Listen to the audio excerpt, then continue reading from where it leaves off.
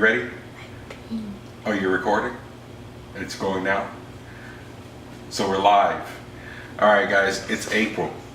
Time for an update on the reef tank. Mainly the Nano lagoon tank here for the Rico's Nano Challenge.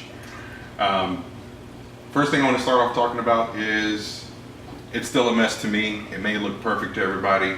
Right now I got some algae that I'm dealing with. I think it's probably because of the lighting schedule that I have going on here. I've been fiddling around with that. Really I shouldn't be doing that, but hey, it's reefing without, not reefing without being able to mess with stuff.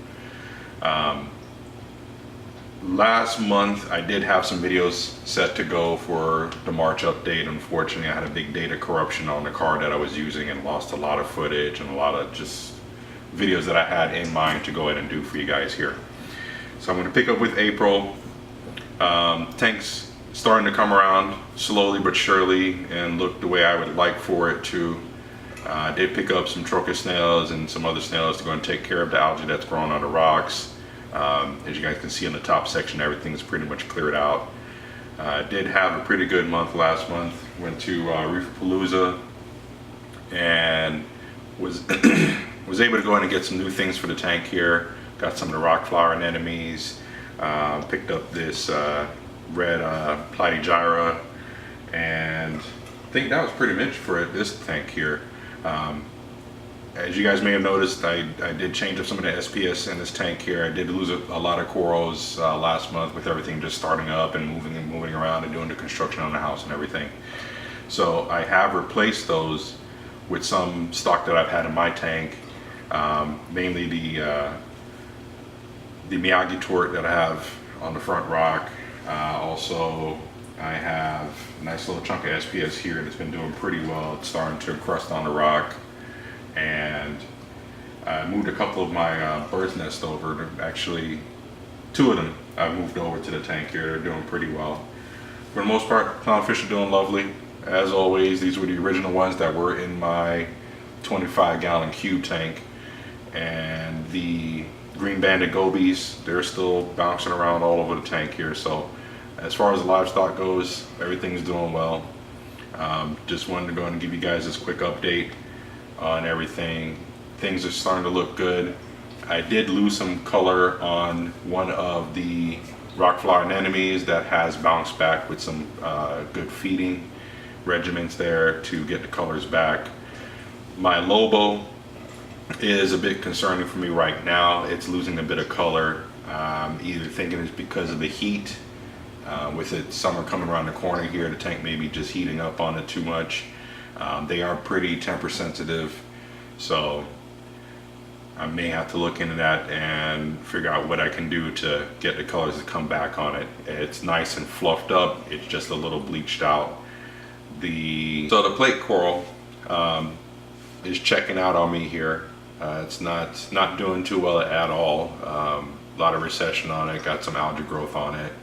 I'm gonna keep an eye on it. From my understanding, those things can bounce back and come back with little babies, so who knows. There's still a little bit of flesh left on it, but it may just be done altogether.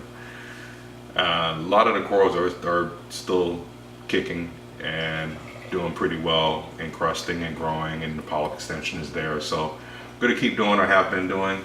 I was able to go ahead and change my two-part regimen on this, and I'm now doing ESV two-part with their new line of stuff here. Now, one of the things for the ESV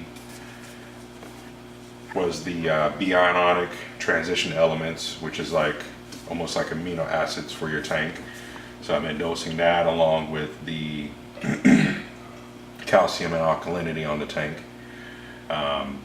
Numbers are pretty much in check where I would like for them to be on here. I'm going to do a test later on today to see where I'm at for the week, because I usually do my test on Monday. But all in all, tank's doing great. Hopefully everything will grow in and settle in pretty well. If not, that's life, that's reefing. I have plenty of corals in my other tank here that I'm going to be working on soon. So if anything, I'll just move some stuff from out of there and move it on over into this tank and get it to where it needs to be. So gonna go ahead and then give you guys a little tour around the tank. You guys just check it out. Now I know I didn't go over an in-depth review on this tank here. As far as the equipment and things like that I'm using, a lot of people sometimes have questions as to what are you doing on the tank. Right now I have two AI Prime, the HDs on this tank. As far as for lighting, the skimmer was a Reef Octopus that I've modified. I've taken off the pump and I've actually put an air stone on there. The pump, for whatever reason, that skimmer just keeps blowing micro bubbles throughout the whole tank. So as soon as I pull that off, put the air stone on there, that would be the official limestone for everybody there that knows of the old school air stone, air driven skimmers. I went and done that. As you can see, it's got a lot of just bubbling happening to it here, and it's coming out of the top of the frame, out of the top of the container itself. As far as for the dosing, you guys know I just talked about that. I'm doing ESV 2-part. What's dosing it is going to be the J-Bow 4-channel doser.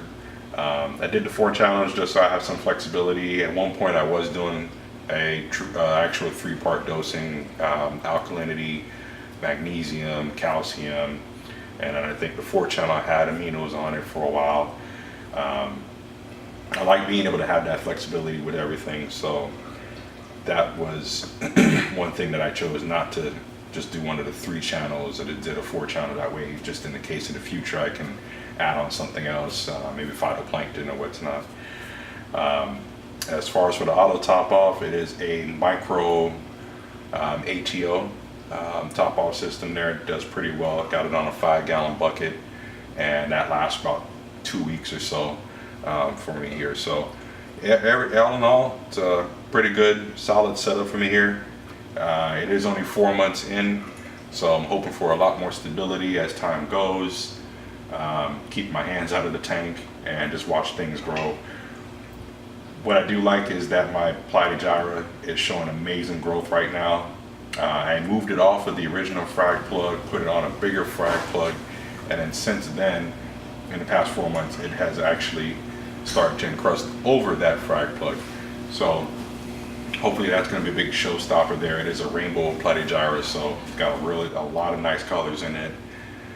Same thing goes for the spongy SPS coral that I have over here. Hopefully that does pretty well, encrust on everything, and gives me a nice set of colors here on it. So all in all, guys, just enjoy. Again, this was the April update for the Rico's Nano Challenge.